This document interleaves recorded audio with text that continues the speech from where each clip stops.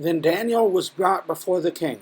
The king answered and said to Daniel, You are that Daniel, one of the exiles of Judah, whom the king my father brought from Judah.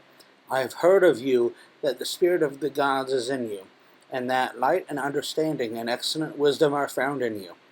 Now the wise men, the enchanters, have been brought in before me to read this writing and make known to me its interpretation, but they could not show the interpretation of the matter. But I have heard that you can give an interpretation and solve problems. Now, if you can read the writing and make known to me its interpretation, you shall be clothed with purple and have a chain of gold around your neck, and shall be the third ruler in the kingdom. Then Daniel answered and said before the king, Let your gifts be for yourself, and give your rewards to another. Nevertheless, I will read the writing to the king, and make known to him the interpretation. O king, the Most High God gave Nebuchadnezzar your father kingship, and greatness and glory and majesty. And because of the greatness that he gave him, all peoples, nations, and languages trembled and feared before him. Whom he would, he killed. Whom he would, he kept alive. Whom he would, he raised up, and whom he would, he humbled.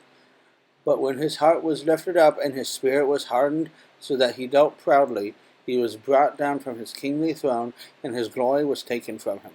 He was driven from among the children of mankind, and his mind was made like that of a beast, and his dwelling was with the wild donkeys.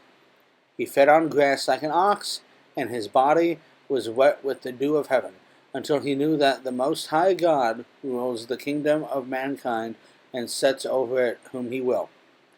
And you, his son, Belshazzar, have not humbled your heart, though you knew all this, but you have lifted up yourself against the Lord of heaven, and the vessels of his house have been brought in before you, and you and your lords, your wives, and your concubines have drunk wine from them. And you have praised the gods of silver and gold, of bronze, iron, wood, and stone, which you do not see, or hear, or know. But the God in whose hand is your breath, and whose are all your ways, you have not honored. Then from his presence the hand was sent, and this writing was inscribed, and this is the writing that was inscribed: Mene, Mene, Tekel, and Parsin. This is the interpretation of the matter. Mene, God has numbered the days of your kingdom, and brought it to an end. Tekel, you have been weighed in the balances and found wanton.